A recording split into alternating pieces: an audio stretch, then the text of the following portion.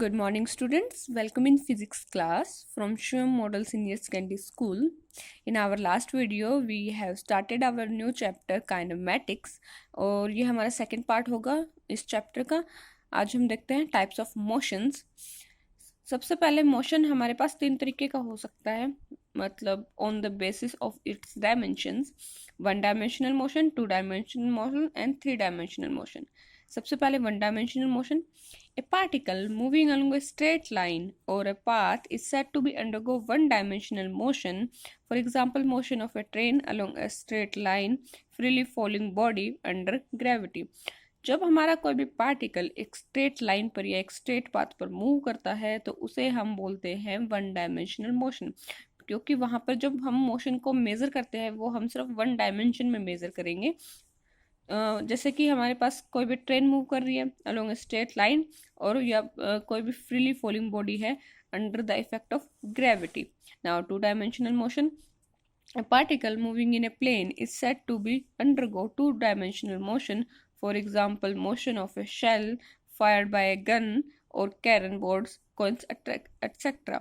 जब हमारा पार्टिकल्स एक प्लेन में मूव करता है, this is a plane where we have two axis, X और वाई एक्सिस, तो हम बोल सकते हैं कि हमारा जो पार्टिकल है वो टू डायमेंशनल मोशन में मूव कर रहा है।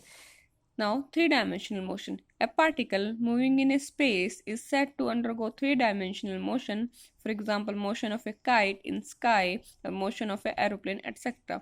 अगर हमारा पार्टिकल स्पेस में, स्पेस मतलब जहाँ पर हम थ्री डायमेंशन की बात करते हैं, which is X, Y and Z, जब हमारे पास कोई भी पार्टिकल थ्री डायमेंशंस में मूव करता है या थ्री जिसके पास एक्सिस होती है मेजर करने के लिए, उस पार्टिकल को हम बोलेंगे कि वो थ्री डायमेंशनल मोशन शो कर रहा है, जैसे कि कोई भी काइट हवा में उड़ रही है या फिर एरोप्लेन। नाउ आज हम बात करते हैं डिस्प्लेसमेंट के बारे में। Now displacement of a particle in a given time is defined as the change in the position of a particle in a particular direction during that time. अगर हम किसी भी पार्टिकल की डिस्प्लेसमेंट के बारे में बात करते हैं तो हम ये बोलेंगे कि with in the given time, अगर हमारे पास कोई टाइम पीरियड दिया हुआ है, कोई भी टाइम इंस्टेंट दिया हुआ है, तो वहाँ पर उसकी पार्टिकल की पोजीशन में चेंज आना इन अ पर्टिकुलर डायरेक्शन, एक पर्टिकुलर डायरेक्शन में पार्टिकल की पोजीशन में चेंज आना उस टाइम के ड्यूरिंग, तो उसे हम बोलेंगे displacement. It is given by a vector drawn from its initial position to its final position, और ये हम एक वेक्टर की हेल्प से शो कर सकते हैं इनिशियल पोजीशन और फाइनल पोजीशन के बीच में।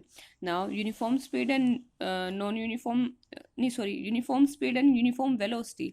Uniform speed, an object is said to move with uniform speed if it covers equal distances in equal interval of time, howsoever small these intervals of time may be.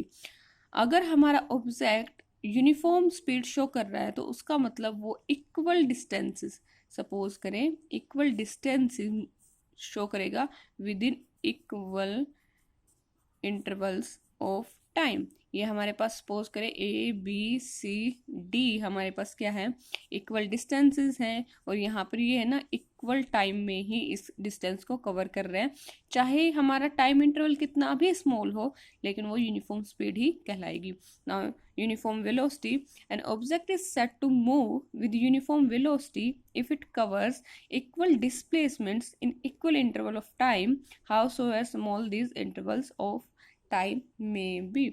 अब velocity भी हमारे पास similar है बच्चों, आपको जैसे पता है distance और डिस्प्लेसमेंट में जो हमारा मेजर डिफरेंस होता है वही हमारा स्पीड और वेलोसिटी में डिफरेंस होगा, तो यहाँ पर भी सेम चीज़ आ जाएगी कि हमारा जो ऑब्जेक्ट है वो यूनिफॉर्म वेलोसिटी कब शो करेगा, जब हमारा इक्वल डिस्प्लेसमेंट होगी इक्वल इंटरवल्स ऑफ टाइम के अंदर, तो और वो टाइम इंटरवल्स कितने भी स्मॉल हो सकते हैं।